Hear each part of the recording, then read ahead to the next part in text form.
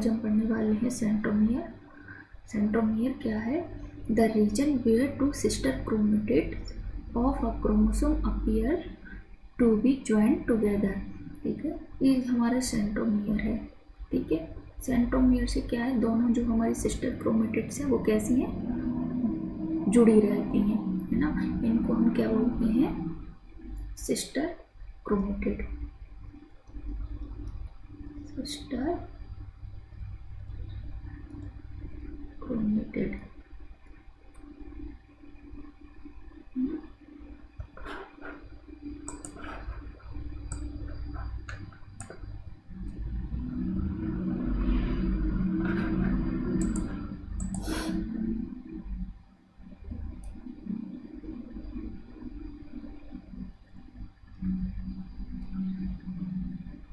तो क्या हमारा सिस्टर क्रोमेटिड।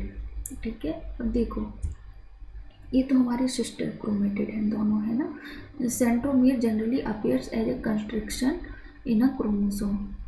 ठीक है, इसको क्या प्राइमरी कंस्ट्रक्शंस भी कहते हैं सेंट्रोमियर को। ये याद रखना, कभी कभी पूछ लिया जाता है, प्राइमरी कंस्ट्रक्शन। ठीक है, और यहाँ पर ही क्या होता है हमारा काइनेटोकोर।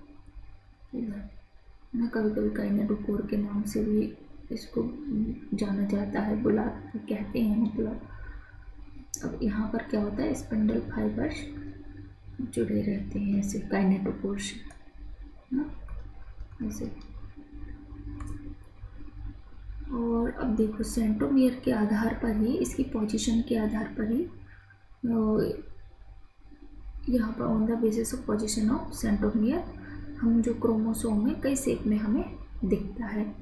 तो सबसे पहले हम पढ़ेंगे मेटासेंट्रिक मीडियन सेंट्रोमियर। इस केस में क्या होता है, जो हमारा क्रोमोसोम है हमें बी शेप में दिखता है, क्योंकि यहाँ पर बीचों बीच में क्या होता है, सेंट्रोमियर होता है।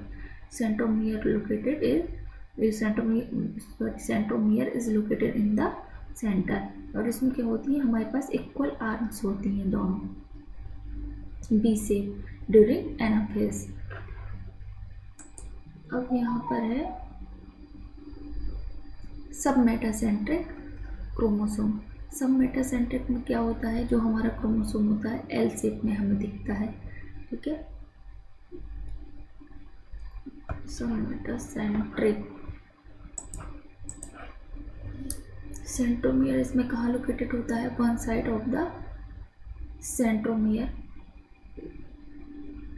देखो सेंट्रोमियर स्केल बनाता है हमारा इधर, मतलब सेंट्रोमियर है ना,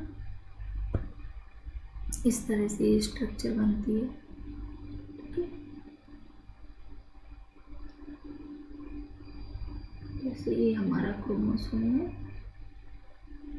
और इसमें यहाँ पर यदि होगा, थोड़ा गड़बड़ बन गया।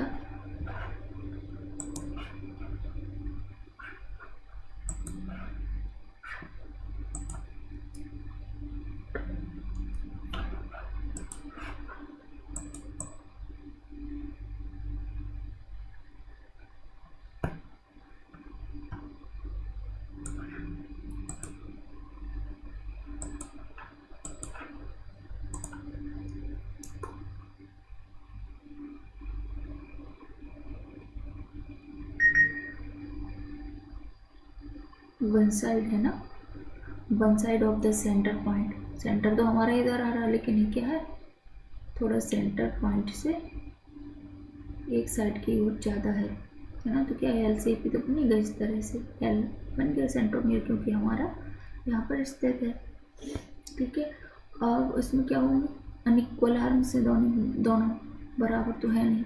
एक्रोसेंट्रिक, इसमें क्या होता है एक्रोसेंट्रिक, इसको क्या कहते हैं, sub terminal centromere. Centromere is close to terminal. ठीक है, टर्मिनल पे होगा, और मतलब हमारा जब क्रोमोसोम जैसे जो सेंट्रोमियर है इधर आ जाएगा तो क्या होगा, जे शेप हमें शो करेगा, है ना,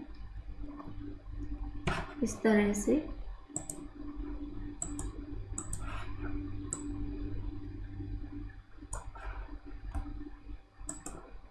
ये हमें जी शेप में मिल जाएगा देखने को।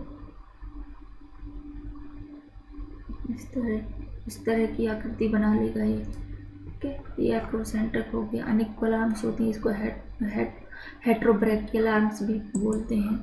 टीलोसेंट्रिक क्रोमोसोम क्या है अब हमारा?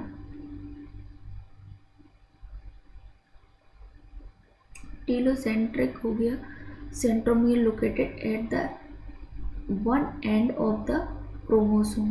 इसमें क्या होगा, एकदम आई शेप में दिखेगा हमें, और सिंगल आर्म दिखेगी, क्योंकि एकदम ये कहाँ पहुँच गया, टीलोमेयर के एकदम पास में है। ठीक है, जैसे कोई क्रोमोसोम है एकदम इधर आ गया ना,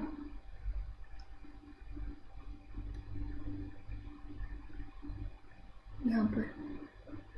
ठीक है, तो ये हमें कैसा आई शेप में दिखेगा, सिंगल आर्म से दिखेगी, क्योंकि एकदम ये तो यहाँ है ना। टीलोमियर किसे कहते हैं? Two ends of chromosome are known as telomeres. The structural integrity and individuality of chromosome is maintain due to telomere. ठीक है, तो ये हमारा जो टीलोमियर है वही मेंटेन करके रखता है क्रोमोसोम की। ठीक है, अब हम पढ़ते हैं next secondary construction. Chromosome region lying between the secondary construction and the nearest telomere is known as satellite. Chromosome having secondary construction are all called satellite chromosome. इसको सेट क्रोमोसोम भी कहते हैं। Nucleolus is always associated with the secondary construction of set chromosome. तो इसको NOR भी कहते हैं, nucleolus organiser reason. ठीक है, ये है जब हमारा जो जैसे क्रोमोसोम फर्स्ट वाला फर्स्ट कंस्ट्रक्शन तो इधर है, तो ये सेंट्रोमियर हमारा सेकंड कंस्ट्रक्शन यहाँ। इसके बाद जो हिस्सा हमें मिलता है ना क्रोमोसोम का, उसको हम सैटेलाइट कहते हैं। ठीक है, और इसी सैटेलाइट की पहचान से हम इसको क्या सेट क्रोमोसोम भी कहते हैं। जैसे ह्यूमन है, ह्यूमन में जो 13, 14, 15, 21 और 22 यहाँ पर लिखते हैं। यहाँ पर 13, 14, 15, 21 और 22 ये जो हमारे 5 पेयर और सेट क्रोमोसोम है। ठीक है, तो ये कैसे हमारे न्यूक्लियस को ऑर्गेनाइज करते हैं ये। ठीक है,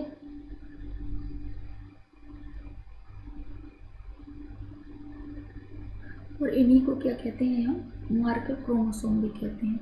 ठीक है, और ऐसे क्रोमोसोम को क्या आसानी से पहचाना जा सकता है, क्योंकि इसके उनके पास सैटेलाइट है। ठीक है, उनके पास सैटेलाइट है। अब जैसे कोई भी क्रोमोसोम है, हर क्रोमोसोम के पास तो सेकेंडरी जो कंस्ट्रक्शन है मतलब सैटेलाइट है, वो तो हमें देखने को नहीं मिलता ना। जो 13, 14, 15, 21, 22 उन्हीं को है। जहाँ पे सेकेंडरी कंस्ट्रक्शन होगा तो क्या करेंगे हम, आसानी से उसको पहचाना जा सकता है। इसको क्या मार्कर क्रोमोसोम भी कहते हैं। ठीक है, इनको क्योंकि यहाँ पर सेकेंडरी कंस्ट्रक्शन है तो उसके आधार पर हम इसको जल्दी से पहचान लेते हैं, इसीलिए इसको सेट क्रोमोसोम भी कहते हैं और इनको मार्कर क्रोमोसोम भी कहा जाता है।